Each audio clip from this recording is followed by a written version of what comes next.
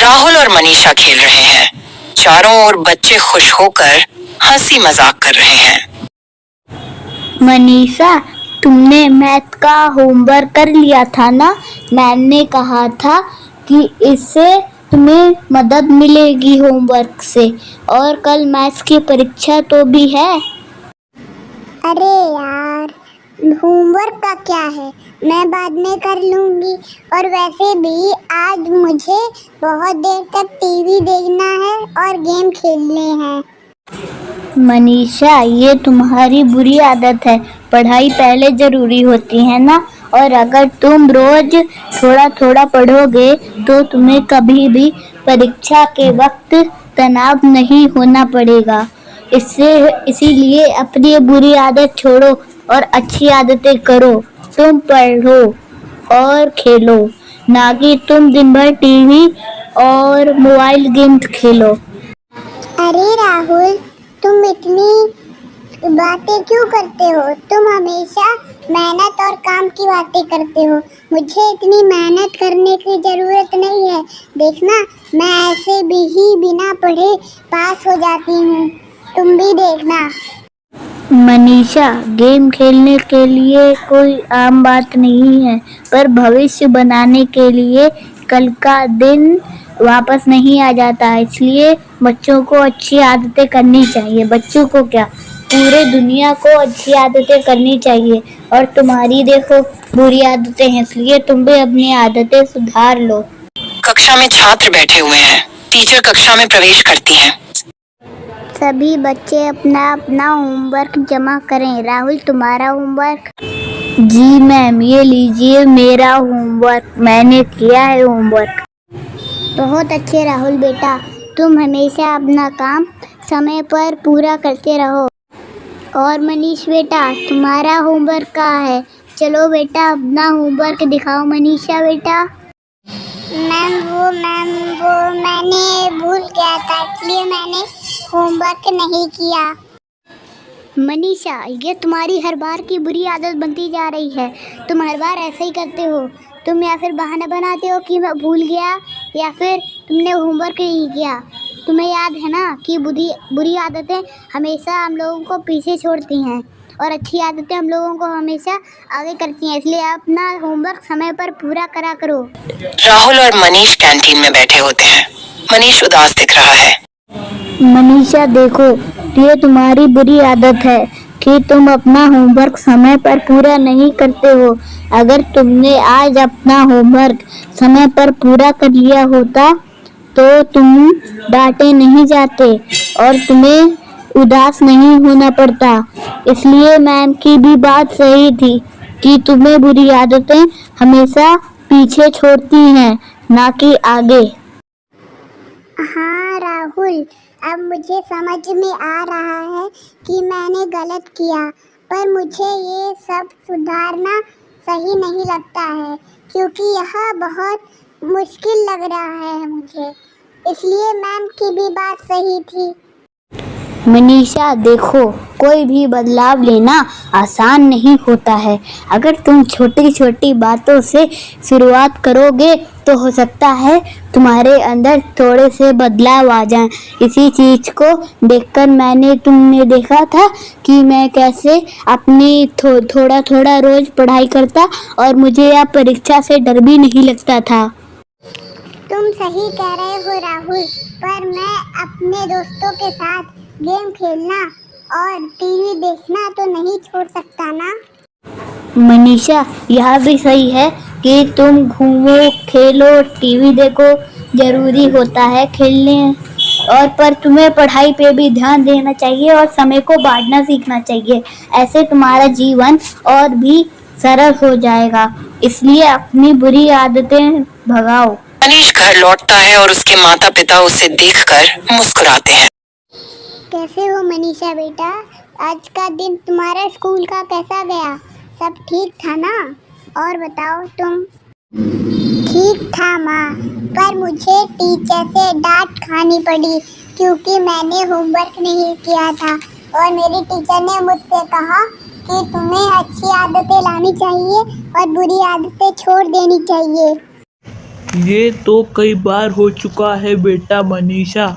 अगर तुम्हें अपनी बुरी आदतें सुधार लेनी चाहिए तो लगता है कि तुम्हारी आदतें अच्छी हो जाएंगी तो तुम अपने टीचर से कभी भी डांट नहीं खाओगे।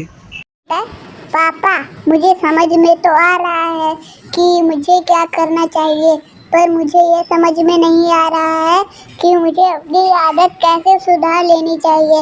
आज मेरी टीचर ने भी मुझे यही बताया था। सुनो बेटा, रोज तुम छोटे छोटे कदमों से शुरू करो। देखना एक दिन तुम बिल्कुल पढ़ने लगोगे। जैसे कि तुम अब रोज पढ़ने की आदत डालो, थोड़ा थोड़ा रोज पढ़ो। देखना तुम हमेशा अब पढ़ने लगोगे और तुम्हारी आदत बुरी आदत चली जाएगी और ये चीज तुम्हारी जिंदगी को भी सरल बनाएगी। मनीषा सोच में डूब जाते हैं और खुद से वादा करती है कि वह अपनी आदतें बदलने की कोशिश करेगी। मनीष सुबह जल्दी उठती है और स्कूल जाने से पहले थोड़ा पढ़ाई करती है। उसे गर्व महसूस होता है। स्कूल में राहुल उससे मिलता है। मनीषा, क्या तुमने अपना होमवर्क समय पर पूरा किया था क्या? हाँ, मैंने अपना होमवर्क समय पर पूरा कर लिया था, क्योंकि मैंने कल रात को और थोड़ा सुबह पढ़ा। इसकी वजह से मुझे गर्व महसूस हुआ और मुझे अच्छा लग रहा है कि मैंने अपना होमवर्क समय पर पूरा कर लिया था। देखो मनीषा, मैंने कहा था ना कि अगर तुम अपनी अच्छी आदतें करोगी और बुरी आदतों को अपने पास से भगाओगी तो तुम्हें अच्छा महसूस होगा। और अच्छी आदतें हमेशा तुम्हें आगे बढ़ाती हैं, ना कि पीछे। बुरी आदतें हमेशा तुम्हें पीछे बढ़ाती हैं। हाँ, मुझे अब गर्व महसूस हो रहा है कि मैंने अपना समय से काम पूरा कर लिया और मेरी बुरी आदतें धीरे धीरे चली जाएंगी। और कल रात को मैंने ना गेम्स खेले ना टीवी देखी। दोनों दोस्त परीक्षा दे रहे हैं। मनीषा आत्मविश्वास से भरी है और परीक्षा में ध्यानपूर्वक सवाल हल कर रही है।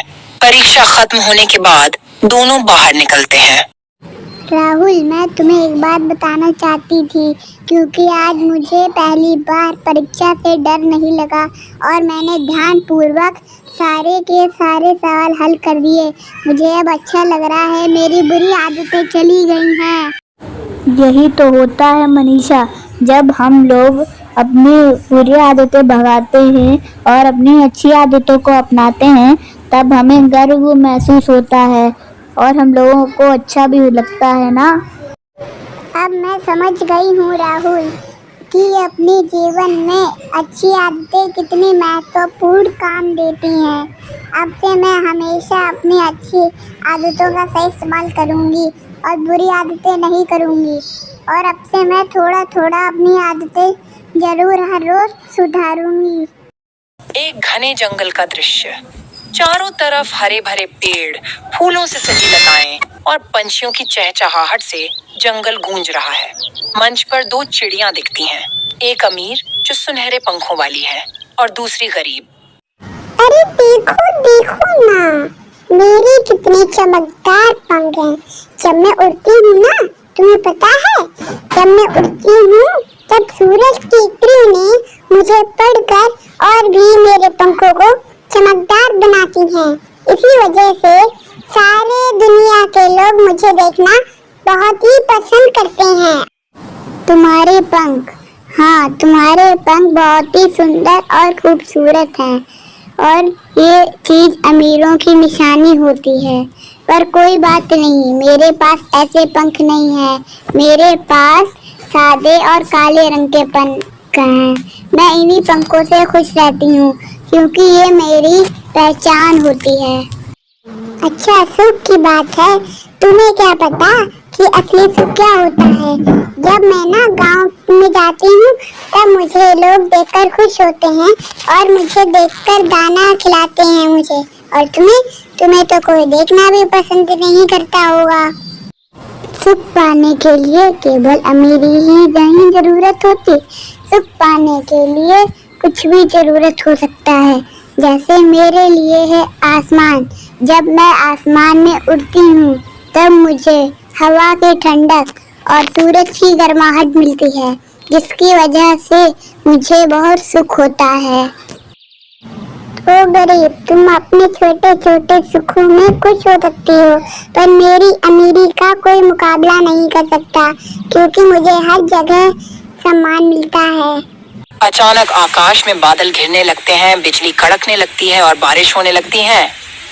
अमीर चिड़िया तुरंत घबराने लगती है क्योंकि उसके सुनहरे पंख पानी में भीगकर खराब हो सकते हैं। ओ नहीं, ये बारिश मेरे पंखों को खराब कर देगी।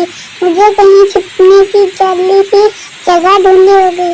छुपना होगा मुझे, कहाँ जाऊँ मैं? गरीब चिड़िया अमीर चिड़िया के पास आती है।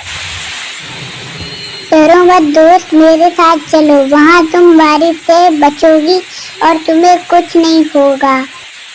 अमीर चिड़िया झिझकते हुए गरीब चिड़िया के साथ चली जाती है। मैंने हमेशा सोचा कि मैं सबसे अलग और अमीर हूँ, और लेकिन मैंने तुम्हारे लिए कभी भी कोई महत्व नहीं दिया, और अब मुझे समझ आया कि असली अमीरी किसे कहते हैं। तुमने बिना कुछ सोचे समझे मेरी मदद करी, इसका धन्यवाद। असली अमीरी तो दूसरों की मदद करने में है, चाहे वो गरीब हो या फिर अमीर। हम लोगों को दूसरों की जरूरत पड़ती ही रहती है। बारिश थोड़ी देर बाद थम जाती है, लेकिन दोनों चिड़िया अब पेड़ के नीचे बैठी हैं और बातें कर रही हैं। आज समझ आया है कि बाहरी दुनिया सिर्फ अपने झूठे दिखावे से नहीं चलती। आज तुमने अगर मुझे नहीं बचाया होता तो मेरे सुनहरे पंख अब बेकार हो चुके होते।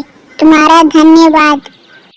हमें अपने सादगी पर गर्व होना चाहिए। चाहे मुसीबत कितनी भी बड़ी हो, हमें एक दूसरे की मदद करने के लिए तैयार रहना चाहिए। और अमीरी केवल धन दौलत या सुंदरता में नहीं होती, केवल अमीरी अच्छाई में होती है। तुम्हारी बातें सुनकर अब मैं समझ चुकी हूँ कि असली दोस्ती और खुशी कहाँ मिलती है। मैं हमेशा अपनी सुंदरता और अमीरी पर घमंड करती थी, और लेकिन असली मूल्य तो तुम जैसा दोस्तों में होता है। अब मैं ये बात समझ चुकी हूँ। अब तुम जब समझ ही गई हो अमीर चिड़िया, तो हम दोनों की दोस्ती और भी गहरी हो जाएगी। सुबह का समय है।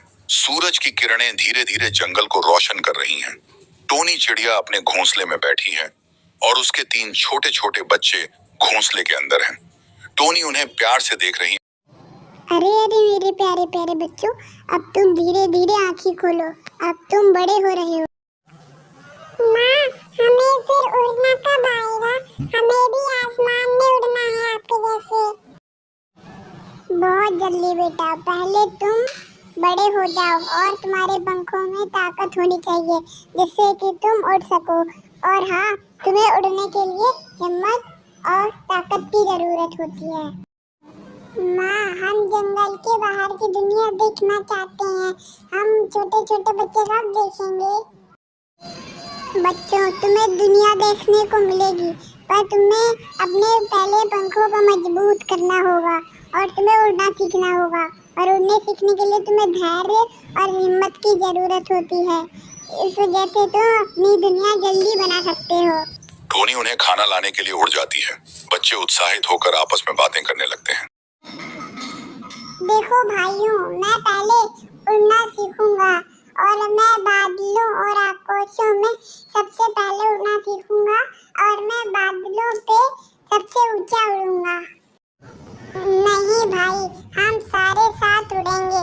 और माँ ने हमें ये भी तो कहा है कि हमें उड़ने के लिए धैर्य की जरूरत है। कुछ दिन बाद टोनी अपने बच्चों को उड़ना सिखाने की तैयारी कर रही है। घोंसले के बाहर नदियां और आसमान साफ दिखाई दे रहे हैं।